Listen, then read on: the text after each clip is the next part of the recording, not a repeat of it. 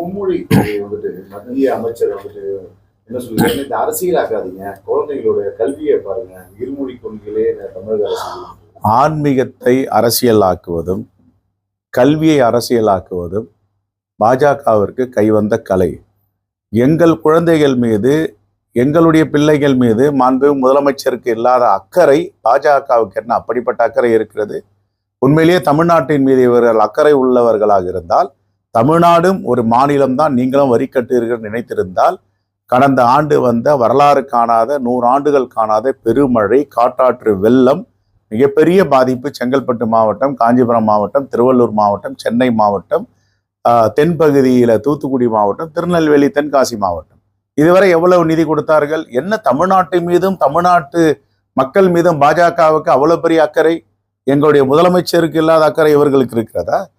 மாண்பு முதலமைச்சர் அவர்கள் சொல்லிய திட்டங்களை 90 விழுக்காடு இதுவரை நிறைவேற்றி இருக்கிறார். நிதி ஆதாரம் கிடையாது. நிதியே இல்லாத போதும் நிதி ஆளுமையை, நிதி மேலாண்மையை செலுத்தி சிக்கனமாக, பத்திரமாக தமிழ்நாட்டு மக்களுக்கு ஒரு காரியங்களையும் செய்து வருகிறார். இவர்களுக்கு உண்மையிலேயே அக்கறை இருந்தால் தமிழ்நாட்டுக்கு கிடைக்க வேண்டிய உரிமை நிதி, எங்களுடைய வரி பணம், இன்றைக்கு 3வது மாநிலமாக நாங்கள் வரி செலுத்துகிறோம். ஏறக்குறைய 1,25,000 கோடி ஜிஎஸ்டி பணத்தை செலுத்துகிறோம்னா எங்களுடைய பங்களிப்பை கொடுங்கள் என்று நாங்கள் கேட்கிறோம். தமிழ்நாடும் ஒரு அங்கம் தானே இந்தியாவில், தமிழ்நாடும் ஒரு மாநிலம் தானே, எங்களுக்குள்ள உரிமை தொகை எங்கே? இதை கேட்கிறோம். காலங்காலமாக கொடுத்து வந்த பள்ளி கல்வித்துறைக்கு வழங்க வேண்டிய நிதி 2,200 கோடி வரை கொடுக்க வேண்டியது இருக்கு. அதை ஏன் இன்னும் கொடுக்கவில்லை? என்ன காரணம்? மும்மொழி கொள்கையில் ஏற்றுக்கொள்ள வேண்டும், புதிய கல்விக் கொள்கை PMSTயை ஏற்றுக்கொள்ள வேண்டும் என்றால் அது எங்களுக்கு ஒவ்வாது, தமிழ்நாட்டு மக்களுக்கு தேவையில்லாதது. அதுல நீங்கள் குலக்கல்வியை பற்றி பேசுகிறீர்கள். 6ஆம் வகுப்பில் 11 வயதில் ஒரு மாணவன் எப்படி தனக்குரிய பாடத்தை, விருப்ப பாடத்தை தேர்ந்தெடுக்க முடியும்? அது என்ன விருப்ப பாடம்? செருப்பு தைப்பது, தச்சு வேலை செய்வது, அவரவர் மூதாதையர்கள் என்ன குலத்தொழிலை செய்தார்கள் அதை விருப்ப பாடமாக எடுக்க சொல்வது. இது எவ்வளவு பெரிய காட்டுமிராண்டித்தனம்! எந்த காலத்தில் வாழ்ந்து கொண்டிருக்கிறோம்? 500-1000 ஆண்டுகளுக்கு முன்பு இருந்த சாதியம், மதவாதம், பழமைவாதம் எல்லாத்தையும் திணிப்பதற்கு RSS உடைய சித்தாந்தத்தை எல்லாவற்றையும் திணிக்க பாஜக முயற்சி செய்கிறது. இதை எப்படி ஏற்றுக்கொள்ள முடியும்? தமிழ்நாடு மக்கள் ஒரு நம்பிக்கை பெற்ற முதலமைச்சராக மாண்பு முதலமைச்சரின் தளபதி இங்கு ஆட்சி செய்து கொண்டிருக்கிறார். சிறப்பான ஆட்சி 4 ஆண்டுகள் என்று எல்லோரும் போற்றி வருகிறார்கள். தொடர்ந்து 4 ஆண்டுகள் ஆட்சிக்கு அச்சாரம் கொடுப்பது போல சான்றிதழ் ஒவ்வொரு தேர்தலிலும் வழங்கி வருகிறார்கள். 100க்கு 100 வெற்றி என்பது இந்தியாவில் எந்த மாநிலத்திலும் இல்லை, தமிழ்நாட்டில் இருக்கிறது. தமிழ்நாட்டில் தீட்டப்படும் திட்டங்கள், சமூக நலன்கள் அனைத்தையும் அண்டை மாநிலங்கள் அதே போன்று தமிழ்நாட்டில் வந்து பார்த்துவிட்டு நடைமுறைப்படுத்துகின்ற பழக்கங்கள் நெடிய காலமாக இருந்து கொண்டிருக்கிறது. இப்படி இருக்கும் பொழுது நீங்கள் எப்படி மும்மொழி கொள்கையை ஏற்றுக்கொள்ளுங்கள், புதிய கல்விக் கொள்கையை நடைமுறைப்படுத்துங்கள் என்று எங்களிடம் சொல்ல முடியும்? எங்களுடைய குழந்தைகளுக்கு, மாணவ மாணவிகளுக்கு என்ன எதிர்காலம் என்பதை எங்கள் முதலமைச்சர் முடிவு செய்வார். அது ஒன்றிய அரசு முடிவு செய்வதற்கு ஒருபோதும் பழமைவாதத்திற்கு நாங்கள் தள்ளிவிட மாட்டோம். தங்களுடைய சட்டமன்ற தொகுதியில சாம்சங் நிறுவனம் இருக்கு, அது சட்டவிரோதமா போராட்டம் நடத்திருக்காங்க. நேற்று அந்த ஆலைக்குள்ள உற்பத்தி செய்யக்கூடிய இடத்துக்கே சென்றுட்டாங்க. நிறைய வேலை வாய்ப்பு இல்லாம புதிய இளைஞர்கள் உருவாக்கக்கூடிய சூழ்நிலை. இளைஞர்கள் அந்த தொழிலாளர்கள் அவர்களோட உரிமைக்காக போராடலாம், ஆனா அது உற்பத்தி பாதிக்குது. இதனால மற்ற தொழில் வரக்கூடிய புதிய தொழில் இல்ல, தொழிலாளர்களுடைய உரிமை என்பது வேறு. அதில் நாங்களும் காங்கிரஸ் பேரியக்கமும் அன்பு முதலமைச்சரும் மிகவும் கருணையோடு இருக்கிறார், மாற்றுக்கருத்து கிடையாது. தொழிலாளருடைய உரிமை கொடுக்க வேண்டும், தொழிலாளர்கள் உரிமையை பாதுகாக்க வேண்டும்.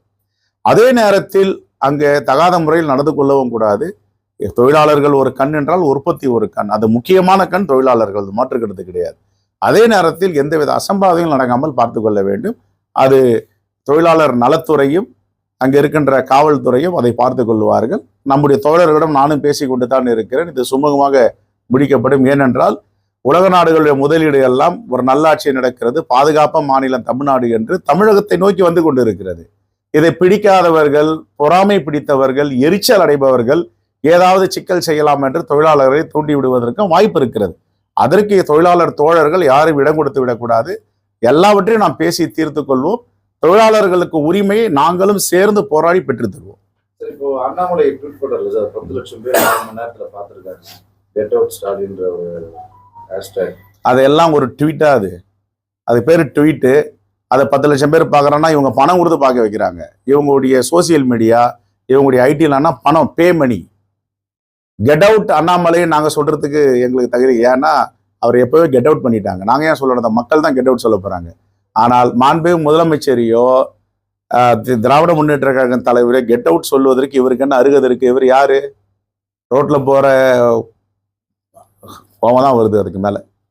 அதே போல பாலியல் சீண்டல், அதே போல அவங்களுடைய உட்கட்சி அந்த குடும்ப பிரச்சனையில கொலைகள்லாம் நடக்குது. இந்த சட்டங்கள் வந்து ஒரு ஒரு முரட்டுத்தனமான சட்டங்கள் இல்லாம இயல்பான ஒரு சட்டம். சங்க இலக்கிய காலங்களிலிருந்து ஆயிரம் ஆண்டுகளாக தொடர்ந்து தவறுகள் நடக்க செய்கின்றன. அதுல மாற்று கருத்து கிடையாது, எல்லோருக்கும் தெரியும். அப்படி சம்பவமே நடக்காது, குற்றங்களே நடக்காதுன்னா காவல்துறையே தேவையில்லை, நீதிமன்றமும் தேவையில்லை. ஒரு இயற்கையான உலகத்தில் தவறுகளும் நடக்கும், நல்லதும் நடக்கும். தவறுகளை கட்டுப்படுத்த வேண்டும். ஆட்சியாளர்கள் கையில், காவல்துறை கையில் இருக்கிறது. பொதுமக்களும் அதை கடந்து விட்டு போயிட முடியாது. நம்மகிட்டயும் இருக்கு. ஒவ்வொருத்தருக்கும் we have responsibility. நம்ம சொசைட்டி எப்படி இருக்கணும், நம்ம மக்கள் எப்படி வாழணும். ஆனா அதற்காக வந்து சொந்த பிரச்சனைகள், ரவுடிகள் மோதல், இதையெல்லாம் வந்து சட்டம் ஒழுங்கு கெட்டு போயிடுச்சு, சட்டம் ஒழுங்கு சரியா பாதுகாக்கலன்னு சொல்றது எந்தவித நியாயமும் கிடையாது. அப்படின்னா எடுத்துங்க, அதிமுக ஆட்சியில எவ்வளவு நடந்திருக்கு, இந்த 4 ஆண்டுகள் எவ்வளவு நடந்திருக்கு, ஒரு ஆண்டும் ஒப்பிட்டே பார்க்கலாம். ஆனா நம்ம அப்படி பேசுறது சரியானா சரியில்லை. இதை கடந்து போயிட விட முடியாது, தடுத்து நிறுத்தணும். அதுல மாற்று கருத்தே கிடையாது. எல்லோரும் முயற்சி செய்யறாங்க. திருவண்ணாமலையில் வந்துட்டு சார் ஒரு பெண்ணை வந்துட்டு 4 பேர் 5 பேர் அந்த கேங் ரேப் மாதிரி பண்றாங்க. அது இன்ஸ்டாகிராம், ஃபேஸ்புக் மூலியமா இன்றைய இளைஞர்கள் வந்து அது மாறி தவறான வழியில போகக்கூடிய ஒரு சூழ்நிலையா இருக்கு. இந்த டிஜிட்டல் மீடியாவை தவறா பயன்படுத்தி அது ஒரு தவறான ஒரு முன்னோட்டமா இந்த பாலியல் பலாத்காரம், இந்த கூட்டு பாலியல் பலாத்காரம் 5 பேர் அரெஸ்ட் பண்ணியிருக்காங்க திருவண்ணாமலையில. இந்த மாதிரியான பிரச்சனைகள்லாம் நடக்குது. அந்த சோசியல் மீடியால எப்படி தடுக்கிறது? இந்த பள்ளிகளே செல்போன்களை பயன்படுத்துறாங்க. நம்ம சட்டமன்றத்தில் இது குறித்து நம்ம விவாதம் செஞ்சிருக்கோம். இல்ல, தொடர்ந்து செய்யறோம். காவல்துறை வந்து மிகவும் பொறுப்போடு கட்டுப்பாடோடு நடந்து கொள்ளுகிறது. சட்டமும் அதுக்கு கடினமாக இருக்கிறது. அடிக்கக்கூடாது, தொடக்கூடாது, தண்டிக்கக்கூடாது, எல்லா நீதிமன்றம். ஆகவே கண்டிப்பாக நம்முடைய காவல்துறை ஸ்காட்லாந்து போலீஸுக்கு நிகரான காவல்துறை, பெருமைக்குரிய காவல்துறை. தடுத்து குற்றங்களை நிறுத்துவதற்கு எல்லா முயற்சியும் எடுத்துக் கொண்டிருக்கிறார்கள். அங்கொன்றும் இங்கொன்றும் நடக்கத்தான் செய்கிறது. தடுத்து நிறுத்த வேண்டும், அதில் மாற்று கருத்து கிடையாது. ஆனால் காவல்துறை எல்லாவற்றுக்கும் குறை சொல்லுவதும் புறம் சொல்லுவதும், இவர்கள் இப்படித்தான் நடந்து கொள்ளுகிறார்கள், கட்டுப்படுத்த முடியவில்லை என்றெல்லாம் சொல்லிவிட்டு நாம் ஒதுங்கிவிட்டு சொல்ல முடியாது. நமக்கு அந்த ரெஸ்பான்சிபிலிட்டி இருக்கு. we are also the society. நம்முடைய மக்கள், நம்முடைய மண், நம்முடைய மாநிலம், ஒரு பொதுமக்களுக்கும் அதில் அக்கறை உண்டு. ஆகவே குற்றங்கள் நடப்பதை தடுக்க வேண்டும், மாற்று கருத்து கிடையாது. ஆனால் தமிழ்நாட்டில் எங்குமே குற்றம் நடக்காத மாநிலம் என்று சிங்கப்பூரையே சொல்ல முடியல. சிங்கப்பூர் தான் இருக்கிறதே உலகத்துல மிகப்பெரிய குற்றங்கள் இல்லாத நாடுன்னு சொல்றாங்க. அங்க குற்றங்கள் நடந்துட்டு தான் இருக்கு. காவல்துறை இருக்குது, நீதிமன்றம் இருக்கு, குவைத்துல இருக்குது, துபாய், மிடில் ஈஸ்ட்ல இருக்கு. அதனால இதை கட்டுப்படுத்த வேண்டும், மாற்று கிடையாது. ஆனால் அரசியல் காழ்ப்புணர்வோடு, பொறாமையோடு, எச்சரிக்கை எரிச்சலோடு குற்றம் சாட்டுவதை தவிர்த்து கொள்ள வேண்டும்.